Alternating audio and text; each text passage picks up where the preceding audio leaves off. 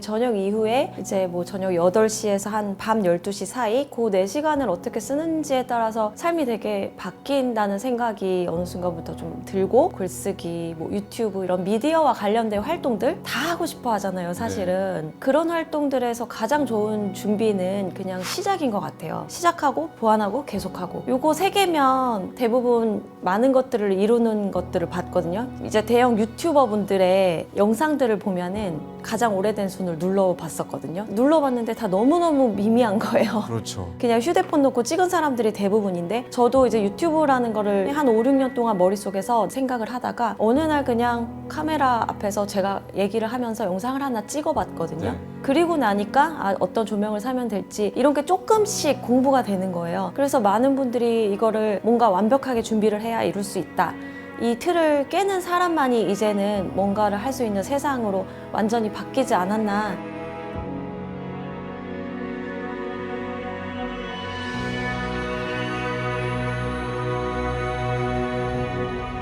안녕하세요. 하와이 대저택입니다. 네, 여러분. 시간이 없다. 이 말이 진짜 일상이 된 요즘입니다. 그 속에서도 대표 변호사이자 드라마 작가, 두 아이의 워킹맘으로 살아가는 분이 계시죠. 이게 도저히 불가능해 보이는 삶 속에서도 시간을 정립하면서 마치 마일리지처럼요, 자신만의 길을 만들어 온 분이 계십니다. 시간을 다르게 쓰는 사람이 결국 다르게 산다.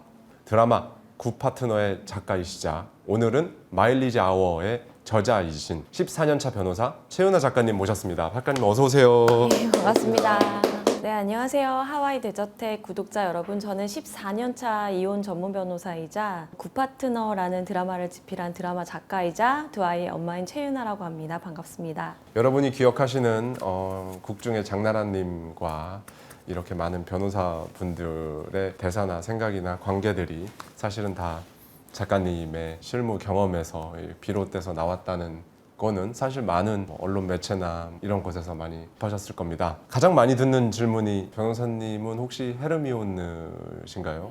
라는 말을 많이 듣는다고 하세요. 왜 그 질문을 왜 많이 들으신 건가요? 네, 아까 인트로에서도 말씀해 주셨지만 어떻게 그걸 다 하시냐, 시간을 도대체 어떻게 쓰시냐, 뭐 마법이라도 부리시냐, 이런 얘기를 수년 동안 정말 많이 들었었고, 그 시간에 대한 어떤 단행본 출간 제안도 되게 많이 받았었는데, 그동안 내가 뭐 특별할 게 있나? 이렇게 생각을 해왔었어요. 그러다가 시간이 좀 지나고 이제는 좀 할 얘기가 있을 것 같다라고 해서 또 책을 집필하게 되었습니다. 네, 책 제목이 마일리지 아워입니다. 굉장히 유니크하고 독특한 개념인데요. 저는 이제 시간 압축의 개념에 대해서 이제 많이 말씀을 드렸었는데, 마일리지 아워는 조금 더 다른 개념이잖아요. 작가님께서 이 마일리지 아워가 어떤 개념인지 한번 말씀해 주시면 좋을 것 같습니다. 사실 우리가 본업하느라고 다들 너무 바쁘잖아요, 저녁까지는. 근데 저녁 이후에 이제 뭐 저녁 8시에서 한 밤 12시 사이 그 4시간을 어떻게 쓰는지에 따라서 삶이 되게 바뀐다는 생각이 어느 순간부터 좀 들고, 점점 이제 제가 그걸 실천함으로써 좀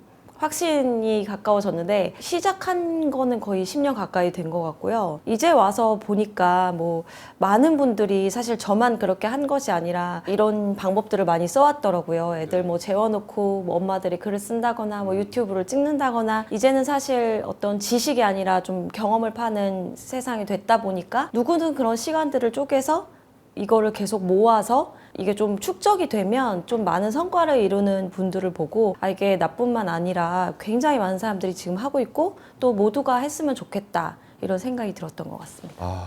작가님께서 오늘은 마일리지 아워의 작가님으로 나오셨지만 로펌의 대표 변호사이시자 두 아이의 엄마이시자 또 에세이스트이시자 이런 여러 가지 일들을, 직업을 가지고 계신데, 이런 생각이 들었어요. 마치 우리 몸처럼 우리 몸이 뭐 혈액과 관절과 뭐 세포와 뭐 이런 것들로 막 다 이루어져 있듯이 개개로 놓고 보면은 다 다른 것들인데, 이거를 뭔가 유기체처럼 여러 가지 일이 아니라 유기체처럼 연결된 하나의 일이다라고 인식하고 계시다라는 네네. 계신 것 같다라는 생각을 했거든요. 네. 제가 이해한 게 맞을까요? 네, 너무 정확하게 말씀을 해주셨고, 많은 분들이 저한테 변호사님 엔잡러시죠? 이렇게 얘기를 하는데, 저는 제가 엔잡러라고 한 번도 생각을 해본 적이 없고, 저는 그냥 하나의 직업을 하는 사람인데, 그것이 이제 변호사에 국한됐다기보다도 처음에는 사실 이혼 전문 변호사라고 하면 이 편견이 좀 심한 직업이기도 하잖아요. 다 싫어했어요. 그냥 사람들이 저를. 네. 그냥 법정에서도 욕먹고 밖에서도 욕먹고 가족들도 별로 안 좋아하는 거예요. 꼭 그걸 해야겠냐. 제가 이제 이혼 전문 변호사 처음 등록할 때만 해도 지금만큼 이렇게 이혼 전문 변호사님들이 많지도 않았고 그랬겠네요. 네, 저 이혼 전문 변호사입니다 라고 말하는 사람이 그렇게 많지 않았거든요. 네. 그래서 한다고 하니까 별로 다 안 좋아하시더라고요. 근데 저는 제가 그걸 하고 싶었던 게 사실 의사분들이 죽음을 가까이 하는 직업을 하다 보니까 건강 얘기를 했을 때 굉장히 사람들이 많이 깨우침을 얻는 것처럼 저도 좀 관계나 이런 것들에 관심이 많다 보니까 약간 저 사람들은 왜 헤어질까? 또 굉장히 궁금하고 또 실제로 그 일을 하면서 제가 관계에도 되게 많은 좀 관심을 갖게 되고 책도 내고 강연도 하고 뭐 드라마까지 쓰게 된 거거든요. 그러다 보니까 저는 그냥 이별을 다루는 사람이라고 저를 생각을 해요. 그 한 가지의 직업에서 파생된 여러 가지 일들이지 엔잡러라고는 생각이 들지 않더라고요. 책에 보면 완벽한 준비의 순간은 오지 않는다. 저도 굉장히 좋아하는 말이기도 하고 시작하기에 완벽한 날이라는 건 없다라고 생각하는 게 저의 그 생각인데 작가님 역시 완벽한 준비의 순간은 오지 않는다라고 말씀을 해주셨어요. 변호사로서 또 이렇게 드라마 작가로서 시작하고 보니 가장 크게 달라진 점 혹은 깨달은 네. 점이 있다면 어떤 게 있을까요?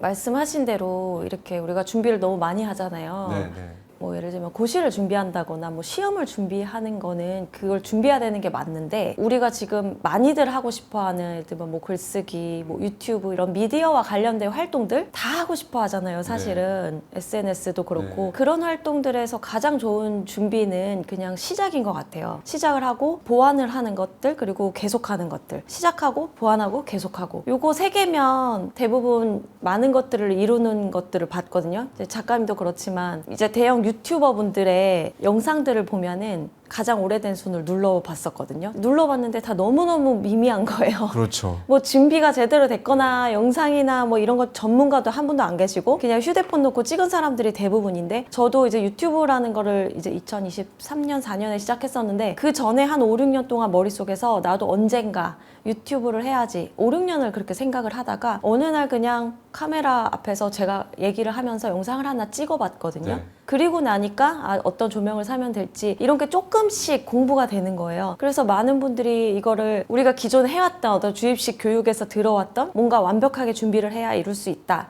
이 틀을 깨는 사람만이 이제는 뭔가를 할 수 있는 세상으로 완전히 바뀌지 않았나. 저도 워낙 시험 준비하고 그런 거에 치중해서 살던 삶이기 때문에 깨는 게 쉽지는 않았지만 그것을 깨고 나니까 드라마도 사실 저는 정말 감사하게도 SNS에 이제 만화를 제가 올리면서부터 드라마 제작사에서 저한테 혹시 드라마 한번 써보시겠어요? 하고 이제 제안을 주셔서 쓰기 시작했지만 뭔가 우리나라에 나와 있는 작법책들은 다 사서 읽으면서 드라마 대본을 쓰면서 그 책들을 공부하고 써서 누군가한테 읽혔을 때 뭐가 재미없다라고 하면 왜 재미없을까 하고 또 책을 찾아보고 이렇게 병행해서 공부하면서 대본을 썼거든요. 예. 그래서 사실 정말 드라마를 쓰시려고 하면은 노력이 많이 필요한 건 사실인데 그걸 시작해보는 데는 그렇게 많은 노력이 필요한 것 같진 않아서 원하시는 꿈꾸시는 분들은 꼭 해보셨으면 좋겠다는 생각을 합니다. 네, 작가님 스스로 끈기가 없는 게 콤플렉스였다. 근데 지금은 스스로 생각하시기에도 와 진짜 나는 꾸준하게 끈기 있게 잘하는 사람이구나라고 생각이 드시잖아요. 네. 사고의 전환이 될 수 있는 또는 스스로 정했던 그 셀프 한계를 이렇게 팍 완전히 뚫고 나갈 수 있었던 어떤 계기나 루틴 같은 게 있었을까요? 예. 제가 진짜 너무 끈기가 없어가지고 약간 진짜 열등감이 심하게 있었어요. 제일 좋아했던 사람들의 종류가 뭔가 루틴 있고 되게 꾸준히 하고 그게 좀 답답해 보이기도 하면서 부럽고 막 좋으면서 싫고 언젠가 갖고 싶고 약간 그랬던 것 같아요. 특히 20대 때는 이거 하다가 그만두고 저거 하다가 그만두고 이런 경우가 정말 많았었거든요. 학원도 등록하면 다 기부천사 되고 운동도 3번 가면 안 가고 막 잠수 타고 이랬었거든요. 그래서 나는 도대체 뭐가 되려고 이러나 막 이런 생각을 하다가 이제 아이가 태어나면서 사실 아이가 저를 정말 목 빠지게 기다리고 있잖아요. 그러니까 네. 저녁 뭐 8시, 9시에는 들어가야 하니까 뒤에가 딱 막히고 나서부터 이 앞에가 루틴해지는 거예요. 이제 집에 들어가야 되니까 몰입하게 되고 더 열심히 하게 되고 1시간이라도 허투루 쓸 수 없고 예를 들면 뭐 1시간 점심시간 할 거 뭐 2-3시간 했다. 그럼 그 2시간을 나중에 애 재워놓고 갚아야 되고 막 이러니까 너무 그 몰입이 커지고 그러면서 루틴이라는 게 생겼어요. 저의 인생 루틴이. 네. 뭐 몇 시부터 몇 시까지 일을 하고 뭐 어떻게 하고 점심시간에는 혼자 밥을 먹으면서 좀 힐링을 하고 바로 점심 먹고 나서 일을 시작하고 이런 루틴이 생기면서 이거를 3년, 5년, 7년, 8년 이렇게 계속해 나가면서 이게 되는 거예요. 그래서 또 제가 아이가 생겨서 또 엄마가 된 거에 감사하는 부분이기도 하고 시간의 소중함을 깨닫고부터는 루틴해지고 루틴하니까 저의 그 열등감 끈기가 이제 없을래야 없을 수가 없고 제가 책임져야 하는 아이들 둘과 직원들이 계속 늘어나고 있는 상황에서 이제 더 이상 도망갈 데가 없다 보니까 최선을 다해서 시간을 쓰니까 이제 그 열등감이 사라졌고 이제 누가 저한테 변호사님 되게 꾸준한 사람인 것 같다 원래 그러셨냐라고 하면 원래 절대 그렇지 않지만 지금은 꾸준한 사람이다 라고 말할 수 있음에 되게 기쁜 것 같아요. 네. 지금 방금 이제 쭉 말씀해 주시는 걸 들으면서 인상 깊었던 게 점심시간에 혼자 이렇게 뭐 도시락이든 식사를 하면서 힐링의 시간을 갖고 라는 부분을 말씀해 주셨는데 주로 하는 일 자체도 뭐 송무도 다 사실은 이렇게 서면으로 작성을 하는 거고 시나리오도 마찬가지고 책도 그렇고 혼자 보내는 시간이 다른 누군가와 막 정말 막 활발하게 커뮤니케이션을 하고 막 액티브하게 하는 것보다는 그 시간 동안 스스로 내면과 대화하고 생각하고 이렇게 풀어내는 그런 부분이 잘 맞고 그런 부분을 잘 해내고 계신다고 생각이 드는데 실제로도 그러시죠? 네. 네, 저는 이런 일이 처음에는 잘 맞다고 생각 못 했었어요. 저 MBTI E성향이거든요. 아 정말요? 아니, 생각보다 되게 외향적인 성격이고 사람을 만났을 때 에너지를 많이 얻는 성격이에요. 네.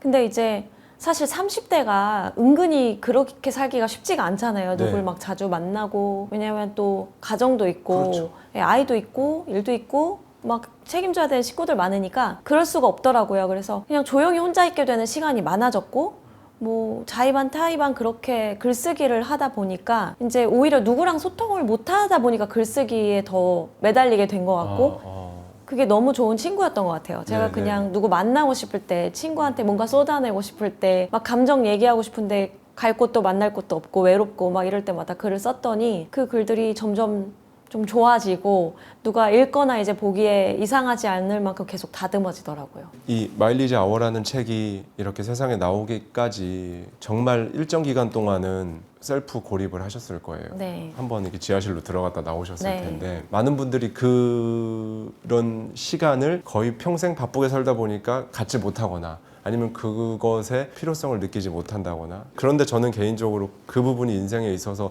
정말 한 번은 꼭 필요하다고 생각을 네. 하거든요. 작가님께서는 그런 고립되는 시간, 혼자서 스스로 고립되는 시간 이때가 사실 개인적으로는 어떻게 보면 굉장히 내 스스로가 훨씬 더 나은 버전의 내가 될 수 있는 그 시기라고 생각을 하시는지 말씀해 주시면 큰 도움이 될 것 같습니다. 네.